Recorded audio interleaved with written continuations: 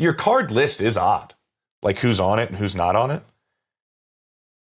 Adding people, like some people stay way longer and people don't get added soon enough, if that makes sense. Yeah.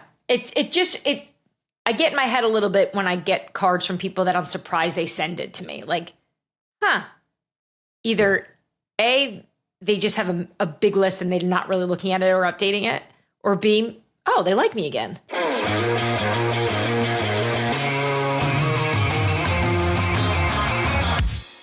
So welcome into Scoop City on a Monday. I'm James Palmer. Don't forget to like and subscribe. Do both. If you do one, that's fine.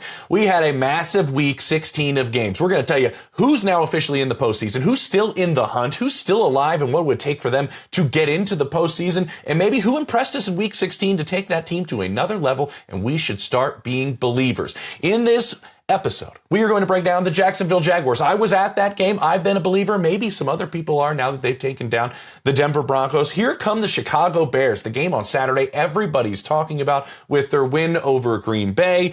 And it's slim chances right now for the Ravens, for the Lions, for the Packers, but there is a spot down there at the end of the NFC. I'm joined by Dianna Russini, the senior insider for The Athletic. There we go. Strike that, reverse it, Willy Wonka. Dianna, if I was able to tell you that all of this happened this weekend, what would jump out at you the most? Ready?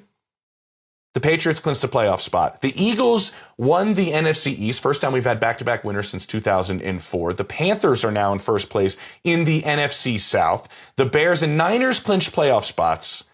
And there's only one open wildcard spot in the NFC. Two open playoff spots. The other one, though, will go to either the Bucs or Panthers, whoever wins that division. 6. None of my Christmas shopping is complete. I'd pick 6. I'd actually, the 49ers clinching the playoff spot is one of those, when that came together, and I think the NFL was actually the first to put it out to reveal it, even though we were all kind of keeping track. But as you know, it's so hard to kind of do all the different situations, especially live in games. I think that one just gets me because I can't believe they made the playoffs with the amount of injuries they had. I kind of stopped thinking about them halfway through the year, and yet here they are again, just fighting. I don't know how deep of a playoff run they'll make. Let's be realistic.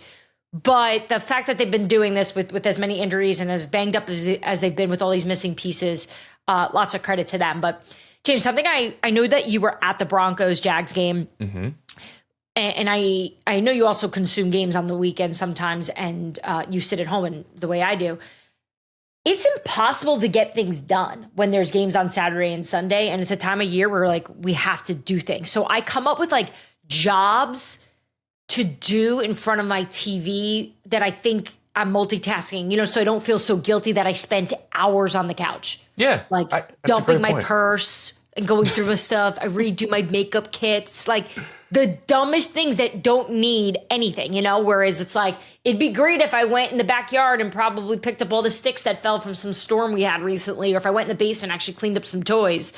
But it's just so hard. It's impossible. And I would like to say I do most of my Christmas shopping while I'm watching games on a Saturday or watching games wherever. I'm sitting there on Amazon just kind of looking up and down and doing my shopping. I love that you pick up sticks, by the way. My mom used to give us Taco Bell when we were kids if we picked up sticks, me and my buddy Cummins.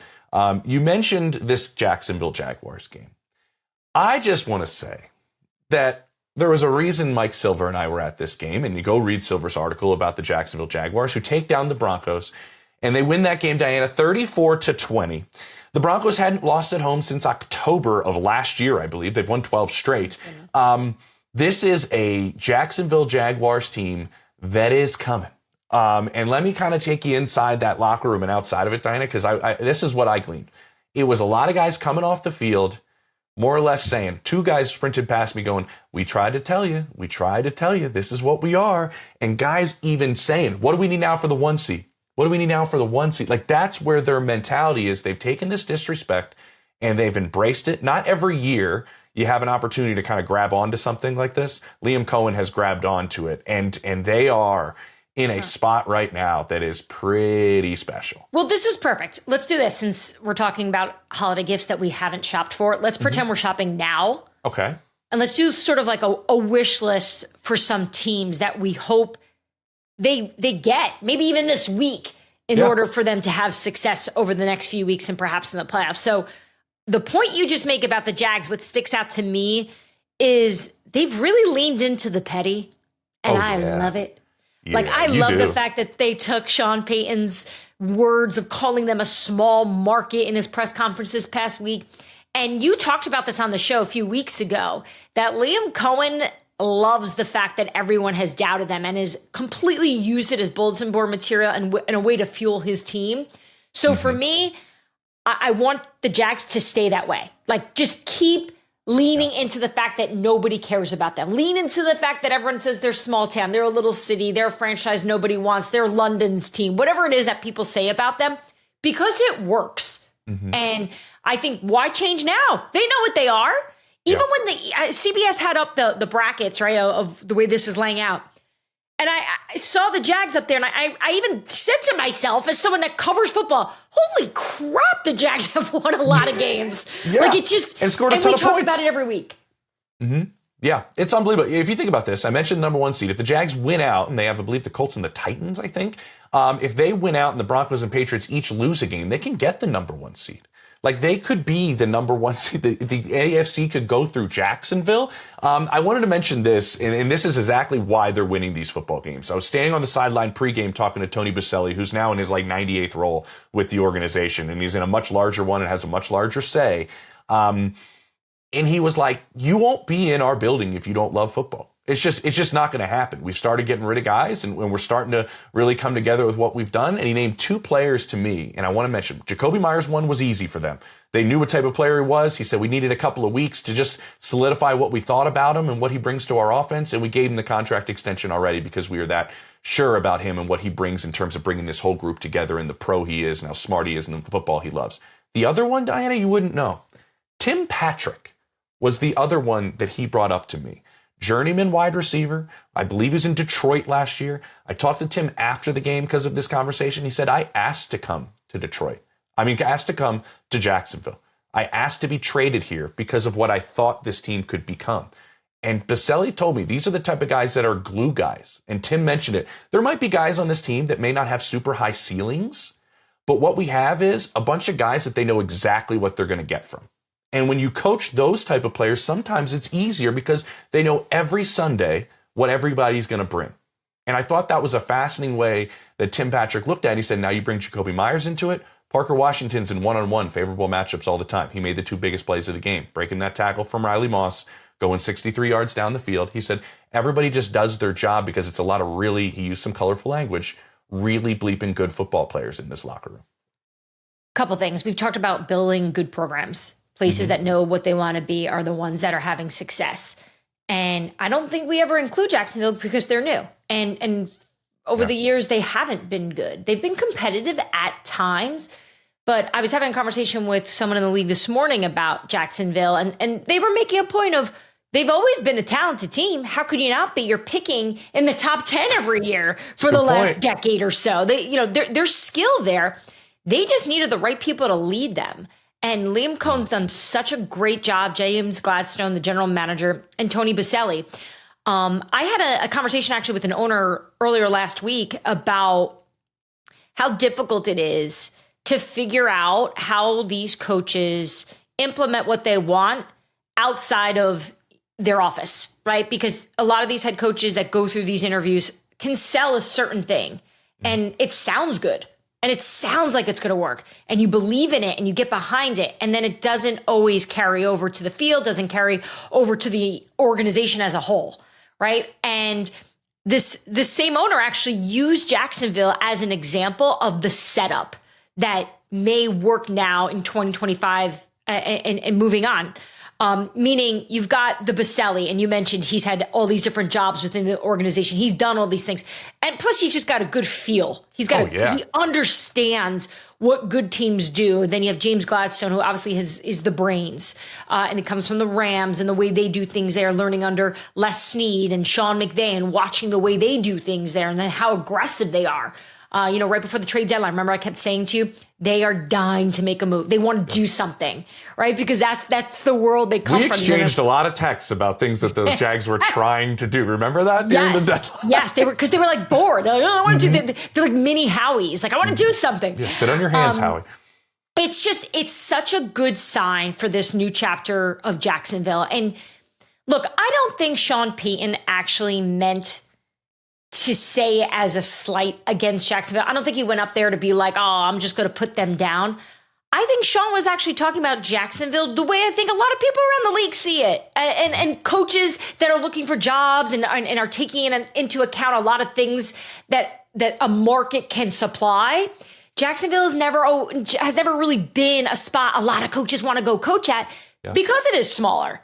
So I don't think it was ill-intended, but obviously they used it. It worked. But just the fact that I'm saying to you right now at the end of December that Jacksonville's setup right behind the scenes and the way they're doing things and the way they're leading is a great example around the league. It's just, I guess, an applause or at least credit to Shad Khan who helped put this together. That's a great call. Really well put. I didn't think of it that way, but I think the two dynamics between Baselli and Gladstone and the way they work together. Yeah, because you have really a little cool John approach. Lynch element there, right? Because that really works in San Francisco. John, from years of being around him and talking to people there, he brings that player perspective, the Hall of Fame caliber type of mentality of what it takes, mixed with Kyle, who really runs the show there.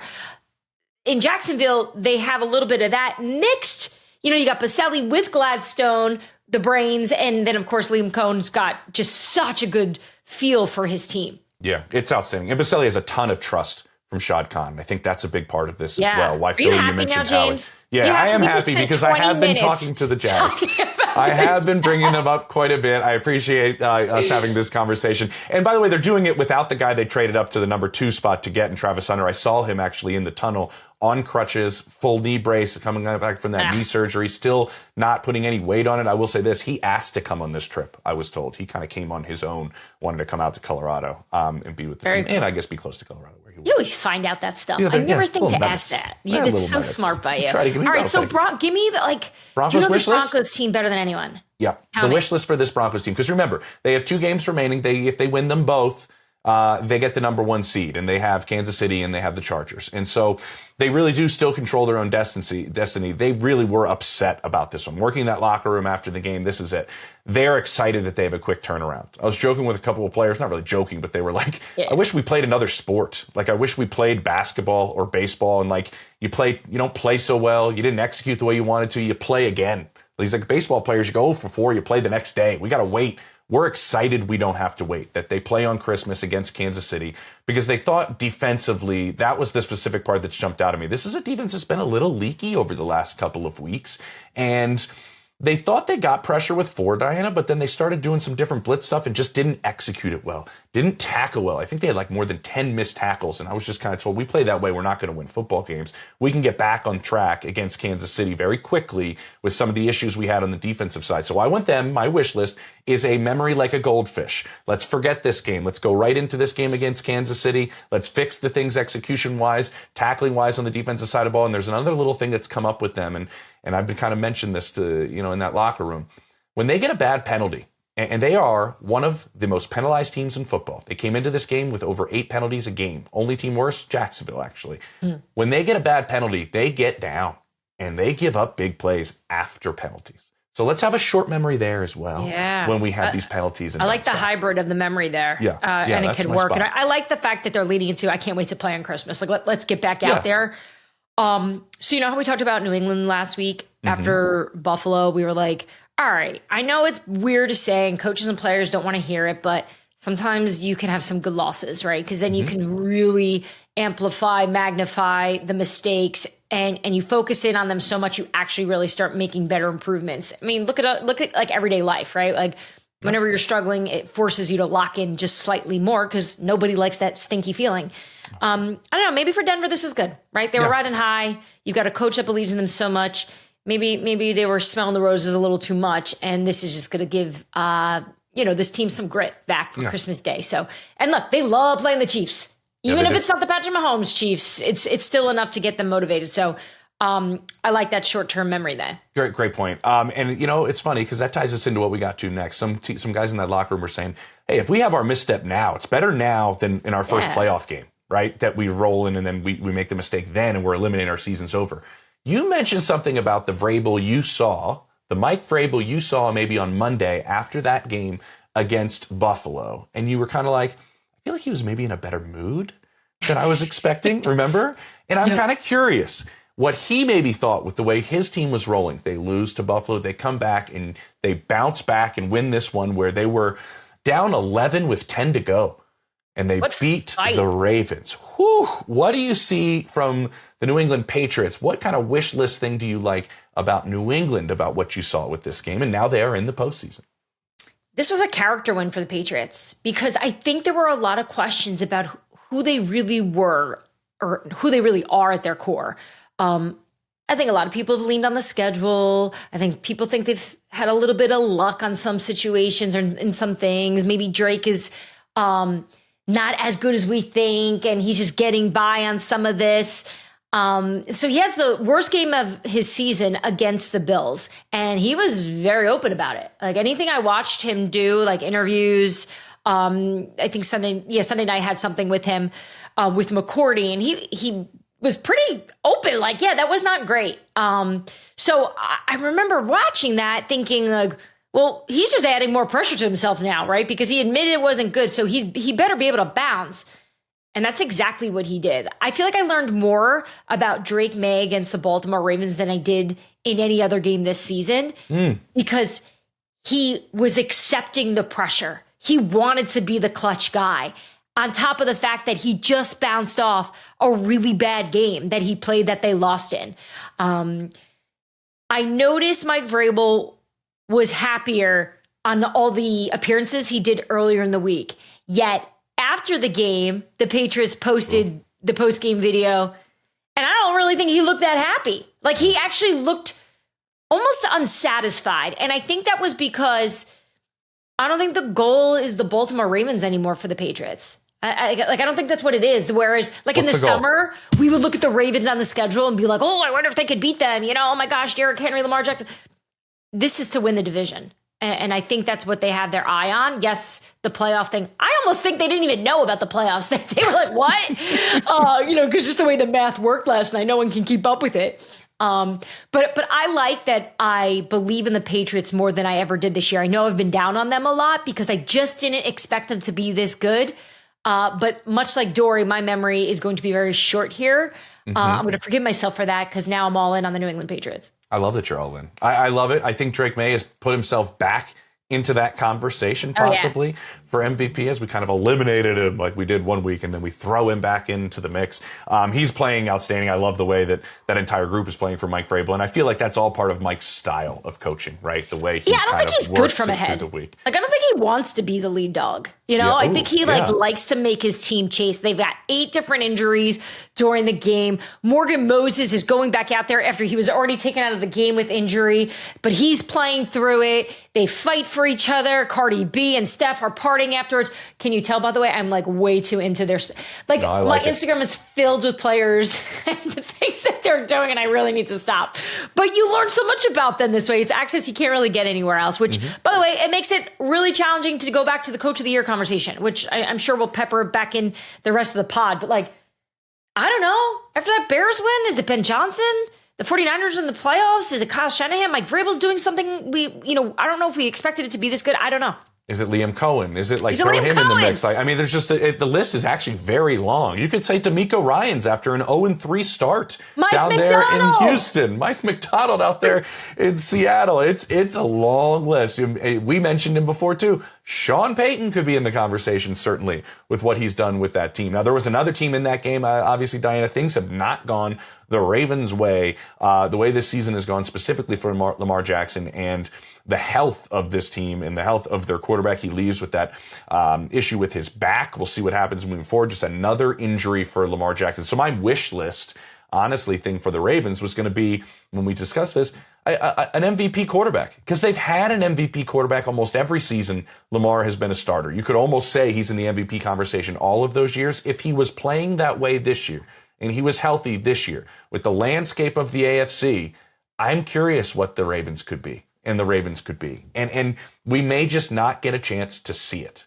And that's kind of the bummer of it. Off, James? Yeah. Something feels off about them. Something does. And there's chatter and there's gossip and we're reporters. We talk to people around the league. and it's shared. I think a lot of people are looking at the Baltimore Ravens wondering what's going on there. Is there something more than just this team not being consistent all year long, having some problems on defense, but then improving, not having a great run game, but then also having a really good run game. Like they haven't put together a game that makes you go, oh my gosh, this is the Lamar Jackson, Derrick Henry that I've been scared of. Yep. Not the way we saw it last year, at least. So I think we'll continue to learn more about them. That's a really good point.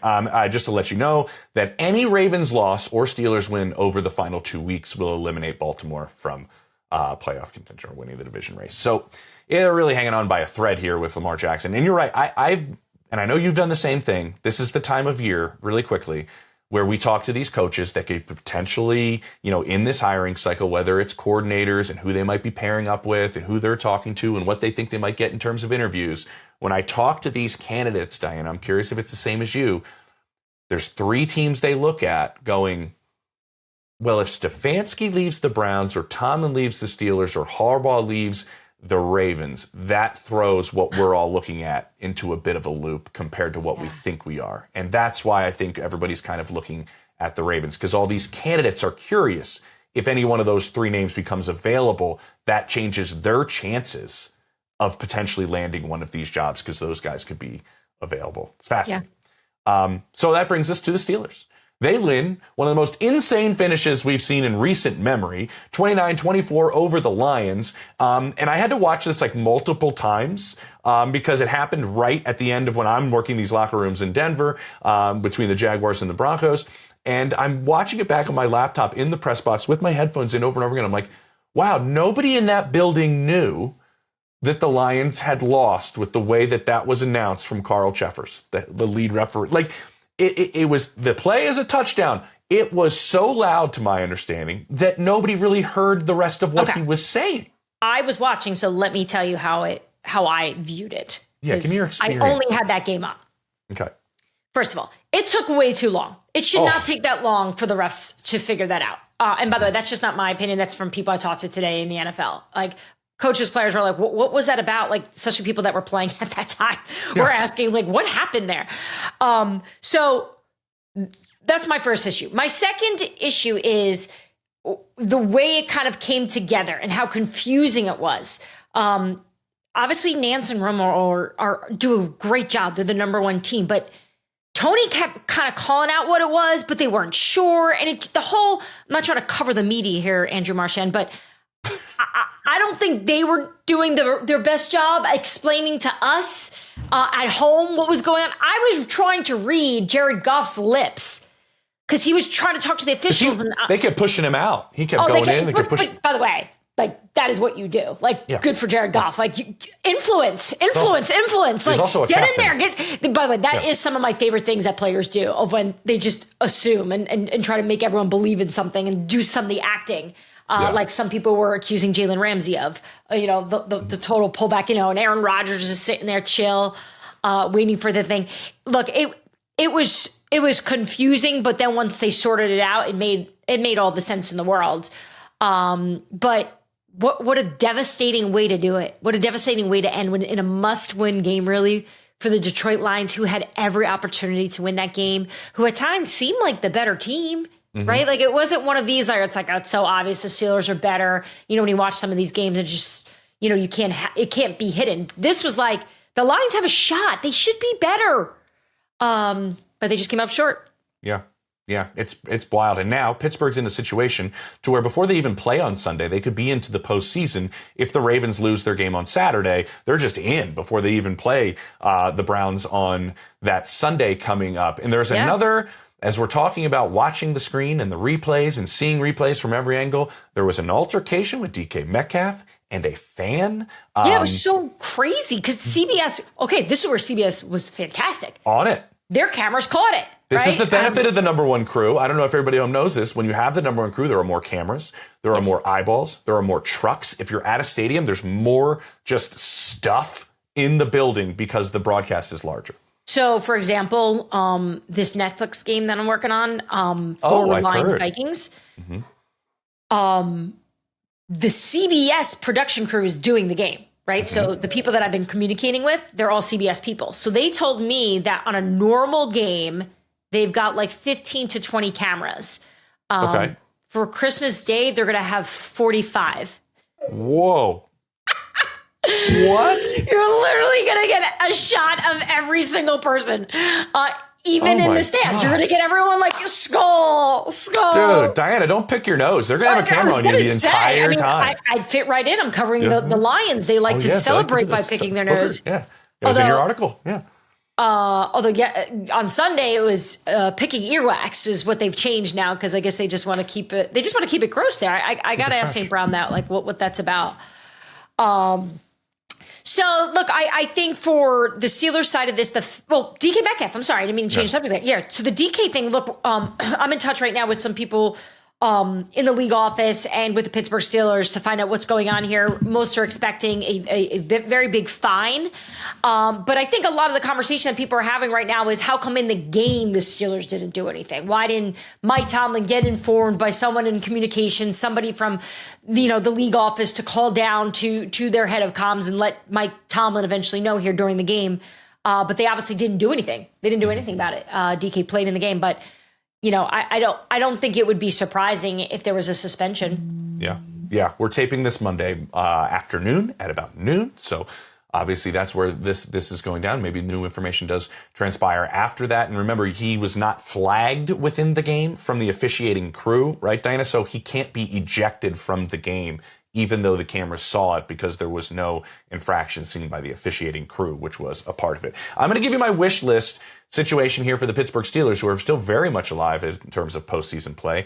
And that's a healthy defensive tackle, Derek Harmon, their rookie. And I went and looked at this. He missed the last 4 games, and I had heard some rumblings where it was like, hey, there's not the same run defense without him on the field. And it's funny when you have this expensive defense, the most expensive in football, all these huge names, and it's like we're not the same with our first-round pick who just entered the league at the 21st overall spot, a spot that a lot of people thought maybe they'd pick Shedeur Sanders or a quarterback. But no, they went with Derek Harmon. And in the games without him, Diana, they're giving up 165.6 yards on the ground. The game with him, they're giving up 87.9 yards a game on the ground. They hold this Lions team with Sonic and Knuckles to 15 yards rushing on the ground. If they can stop the run and run the football, I think they very much well could be, showing themselves as a real playoff team. I'm not sure if they'll win a game. It's been a minute. But they do seem different if they can do those two things. And Kenneth Gainwell, by the way, catch of the year, you think? I mean, what? That was unbelievable. Yeah, that game was so chaotic. Wild. I think Tracy even asked Aaron Rodgers after the game about it. Was like explain that. And he was like, it was chaos because it had all these weird things. For my wish list though, for the Lions, let's give us a Christmas miracle. Just give us something spectacular, that's exciting and fun. And they need a win, and they're going to need some help from the Packers, too, because they need the Packers to lose. I guess it's not help from the Packers. They need the Detroit Lions need to win out, and they need the Packers to lose the next 2 games in order for them to go dancing in the postseason. So disappointing year, though, because it did feel like that was it last night. It did. Sunday night felt like it was it for the Detroit Lions. But we'll see. There's still a chance. You never know. You're right. It is with an offense that has put up so many points this year. Number one. Yeah. I mean, but that was the problem. Their stars weren't scoring on Sunday. They were not. And Dan Campbell made those adjustments in game and started to obviously get Jared Goff to give the ball to others, but they couldn't rely on their main players that are usually reasons why they're having success. When Gibbs scores a touchdown, up into this game, every time Jahmyr Gibbs scored a touchdown, they were 8-0. Right? And last night he scored a touchdown, and now they're 8-1 every time he scores a touchdown. But it just goes to show you how impactful he's been this year. No, he's been incredible. I'm kind of curious what he's going to get paid this offseason. It's going to be a massive lucrative contract extension. Coming up on Scoop City on a Monday, we're going to talk about the NFC a little bit. The playoff picture is far different now than it was before these Week 16 games. And man, what happened on Saturday night between the Bears and the Packers? We'll break it all down on Scoop City on a Monday. Coming up next. Welcome back to Scoop City on a Monday. James Palmer, Dianna Russini with you. And Saturday night, there I am at Tom's Watch Bar, Dianna, in downtown Denver, standing next to our BFF, Michael Silver. And we are going nuts in the middle of a packed bar of Packers and Bears fans. I mean, people were running around after the Caleb Williams touchdown. I mean, they are second in the NFC right now. The Bears pull off one again with Caleb Williams. There's something it feels that's special with this team. Can you put your finger on it with what Ben Johnson has done with this quarterback and this team in the way that they're winning these games? Is this the best Bears win of the century? Yeah. Like, maybe. I'm saying that to be kind of dramatic and hyperbolic, but when you ask me what is this team about, that's how I feel. I feel insane because they're insane, right? Like every single game is like, if I'm a Bears fan, I would just be in a pool of sweat at all time because it's so up and down, yet they keep coming out on the other side. They keep winning these games. So it definitely feels just like this sort of streak of luck, right? Mm-hmm. But it's good. That's okay. Like winning teams will always tell you luck definitely plays a factor in this. I'm not saying that's all it, right? Like I think we both agree. Caleb Williams has grown a lot, and Ben Johnson's been the best thing for him. We talked about the Lions before. I mean, I was thinking that watching the Lions game, like, man, they must miss Ben a lot, right? Watching what Chicago's doing. So Ben's come in there and has quickly turned this thing around, which is why he's up for Coach of the Year. And he's got these guys believing. It could be weird and corny and all those things, but it's working. So did you hear how loud? I mean, you probably couldn't hear how loud it was because you were at the bar where it was loud. Yes. But when you were listening to the game, like it was wild. It was awesome. It was awesome. So for me, I just think this Bears team may give you a heart attack, but at the same time, like they're also giving you some hope that they may be able to do this. I don't know what's going to happen in the postseason with them, but ride it out. Yeah. Let me ask you this, because there's something that stood out to me, and I'm watching on this giant screen. Caleb Williams throws that ball to DJ Moore, and he lets it go, and then just puts his hands in the hand warmer and just watched it. And I was like, this dude is as cold as ice. Like, my point with that is... Who started that, by the way? I don't know. But my point with that is, do we already trust Caleb Williams in big moments, in closing moments of games, more so than we, like, still have questions about Sam Darnold in those moments? Or, say, a Daniel Jones in those moments? Do you trust Caleb Williams to win a game for you more than you trust a veteran quarterback like a Sam Darnold, Daniel Jones? Yeah. Right now? Absolutely. He's proven it. Isn't that Look wild? at how many times they've won. Chicago has more wins this season when they trailed inside of 2 minutes, 6, than it did all of 24 with 5. Right? Like, he has something about him. There's something clutch that he likes. You know, like he wants to be put under pressure. Yeah. And he comes through.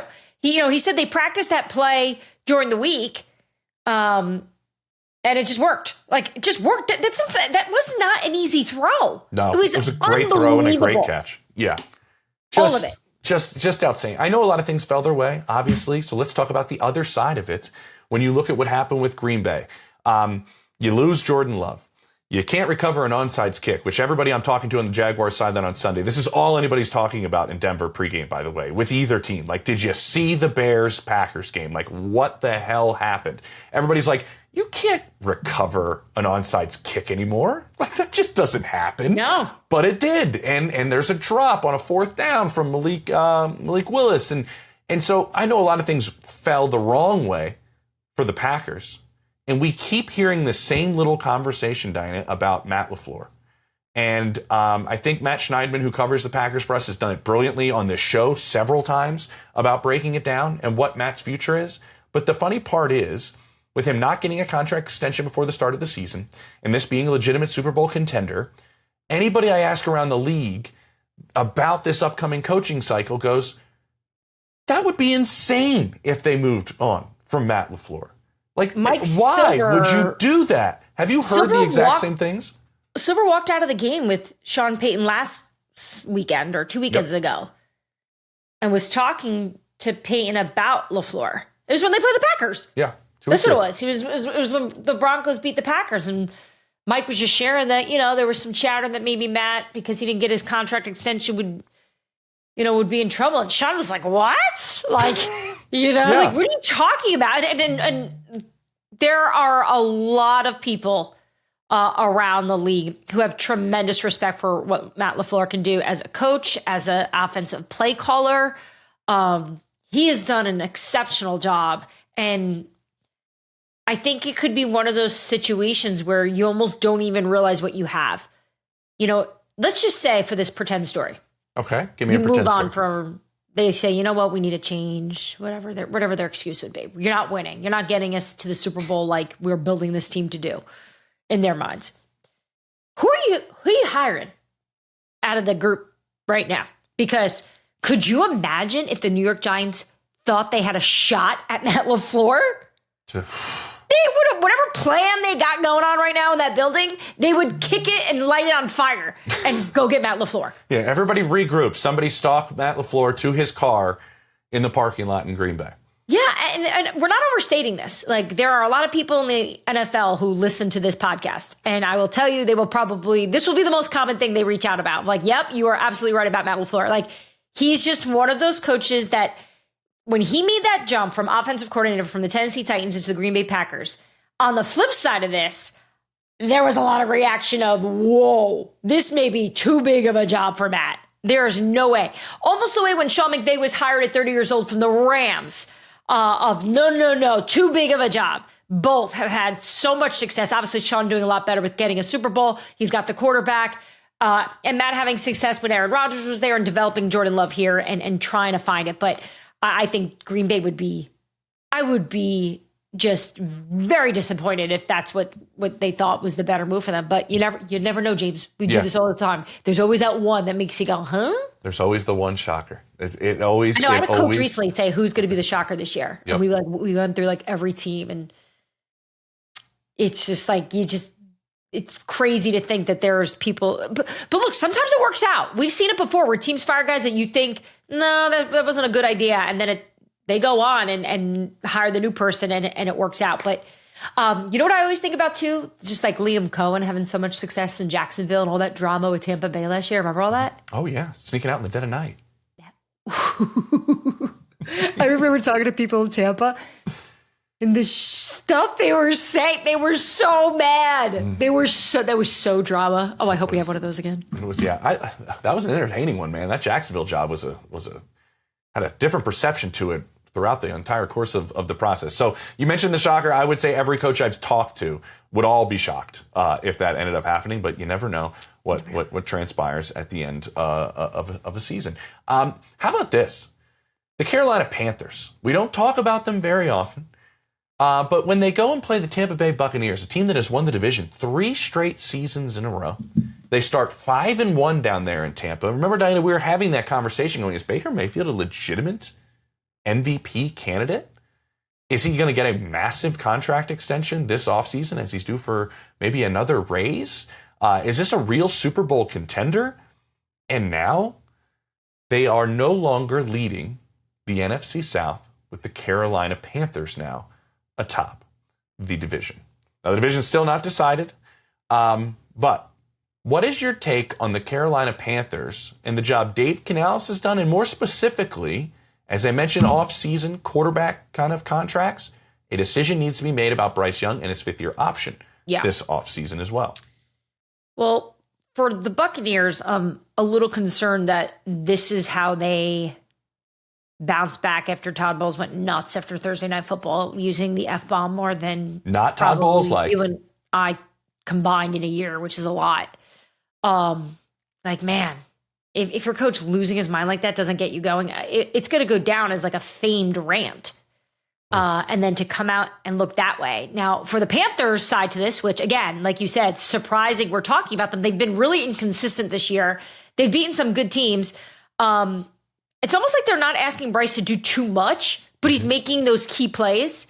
A lot of credit to Dave Canales, a lot of credit to Dan Morgan as well, as they've done this thing. And you're right, like, do you pick up the 5th-year option and kind of wait to decide, for another year? Are you perhaps looking around the league at other situations and going, maybe we should wait? Because, James, we play this game all the time on the show. Are you good? Is he good? I don't know. That's what I'm saying. Because I know people very close to that organization, and the same conversation happens. 1 week, yo, man, I just don't think Bryce is it, man. He's just not it. Next week, bro, Bryce might be it. And you see him close out some of these games. The things that you always heard about him coming out of Alabama, I remember being there for multiple pro days that he was at and he's throwing there, is like big moments. He has the lowest heartbeat in the world, right? And he can make big plays in big moments. And, he goes against the Rams. He completes 2 touchdown passes on 4th and short for them to go and beat LA. And so he has these things late in games where he can go out and make plays. They're 7-2 in 1 possession games this season.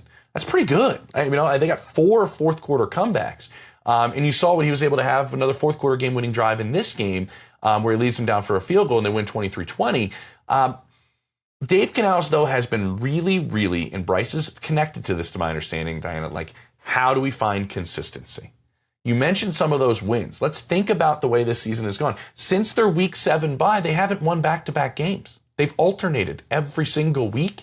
So you go and you beat the Falcons by 30, then you lose by 29 to the Patriots. Then you beat the Bills. You lose to the Bills at home by 29. Then you upset the Packers at Lambeau. You don't play very well against San Francisco out there on a Monday night. Short week, you beat the Rams. Okay, if this is going to continue to happen, they'll lose this week to Seattle, and then bing, bang, boom, week 18, they're back on playing great football, and they win the division against the Bucs. Bryce is a big part of that, to my understanding. It's kind of keeping that consistency with how he's playing.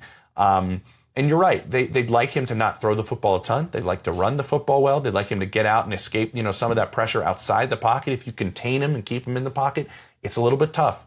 I think the main question to my understanding, they're looking at is, can we win consistently with a quarterback that has the traits that Bryce Young has? With Philip Rivers back in the game, Frank Reich came back into the spotlight, right? Because Frank and Philip know each other very well, obviously, and Philip had reached out to Frank for some thoughts about returning to the game. And you think back to that first year with Frank Reich and Bryce Young, and I had people there at the time telling me that it was over. It's done. It wasn't going to work with him. He didn't have it. It was a bust.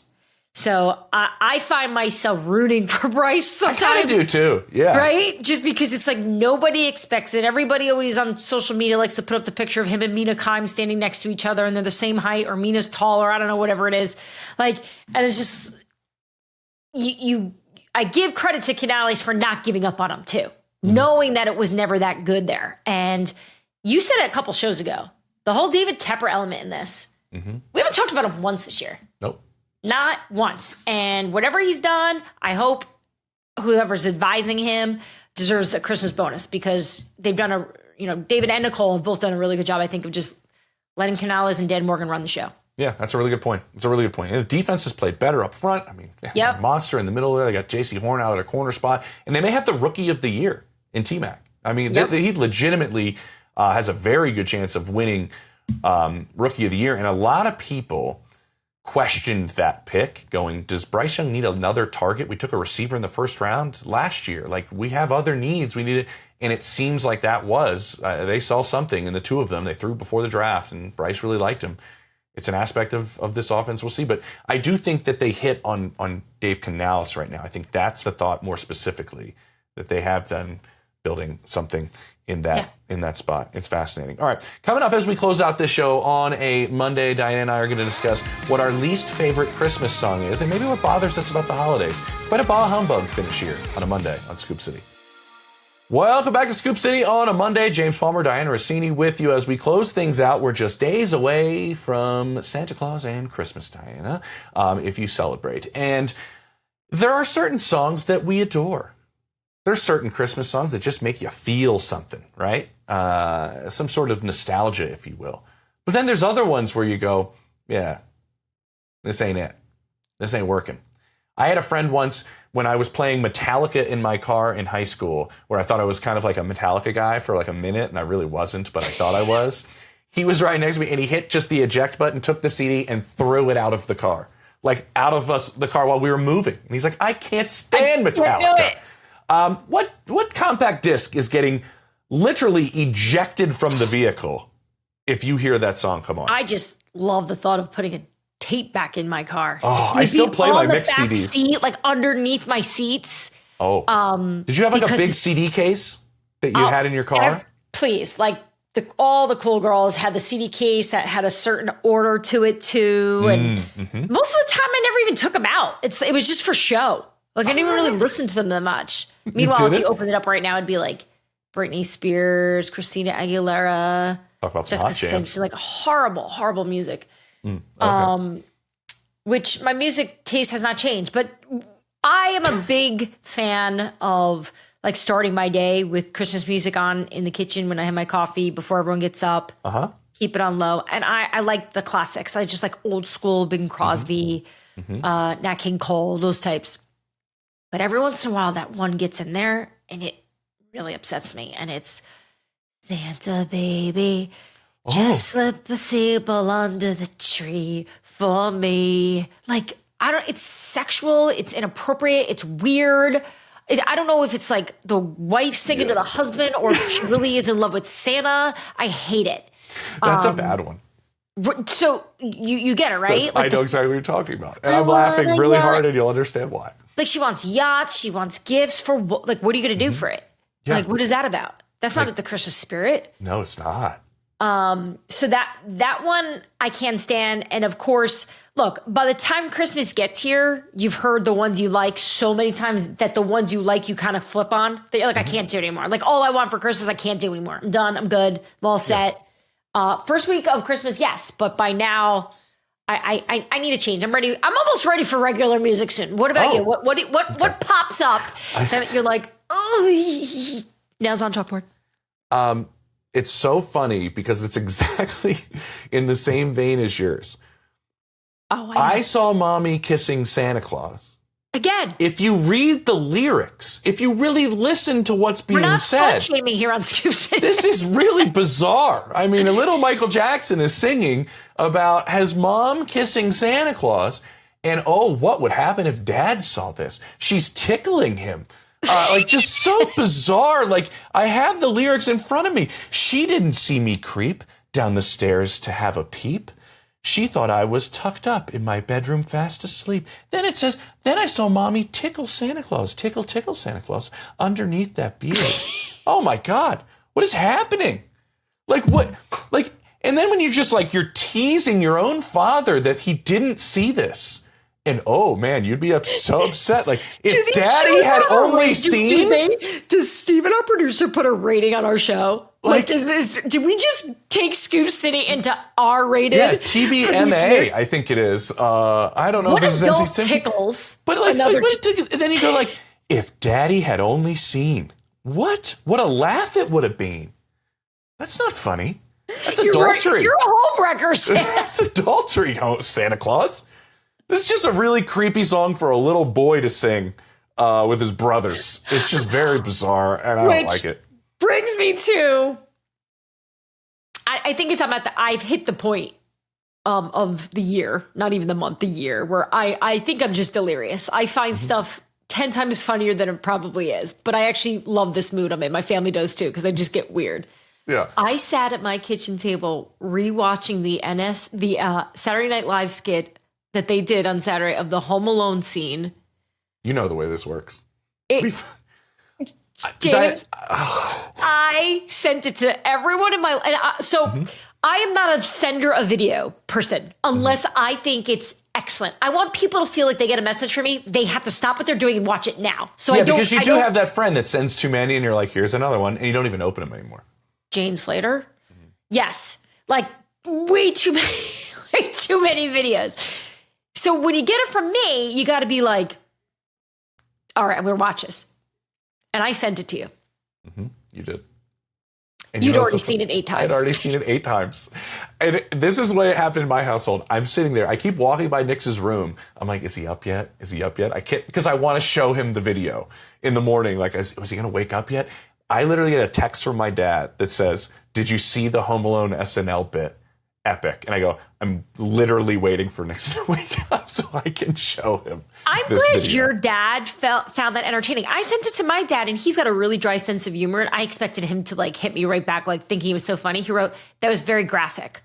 I wrote, ew.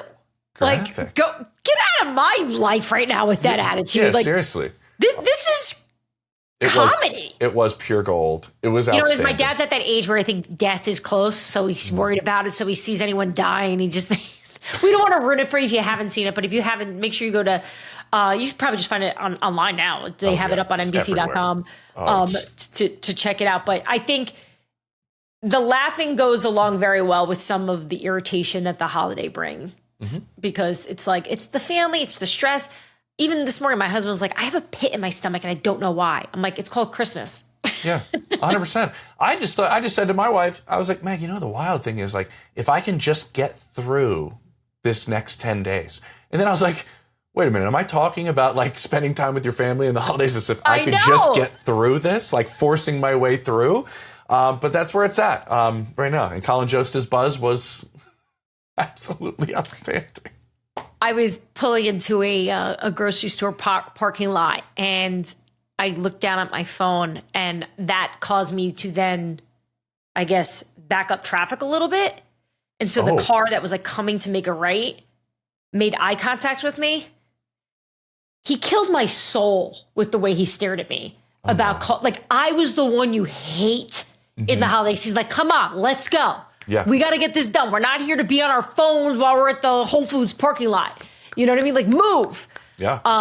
So I feel like this is a good time of year where you really gotta pay attention, because otherwise, because there's just crazy people out there. Me. Yeah. You're looking at 2 of them. Oh, all right, Dianna. You will be spending Christmas though on a sideline. Yeah. I need to say this. I want to say, friend, best of luck. You will crush it. I know you will dominate. Everybody, make sure you watch the Netflix game where Dianna is out there just giving us all the information, working the sideline, making sure that we all stay informed on our Christmas day while we're sitting at home in our comfies with a mimosa, maybe. Enjoy that. Not to rub it in, but we'll all be watching. I hope so. My family has the iPads all set up in the kitchen for when they're cooking and doing all that, so they don't miss anything. They'll miss it for sure, but that'll be all right. The 50 cameras that Netflix has, you won't miss a thing. Won't miss a thing. They should just have a camera on me the whole time and just watch me running up and down like a weirdo. Yeah. You don't remember me in the XFL. Comfortable shoes. Yeah. Don't have those. Working on that still. But anyways, thank you so much.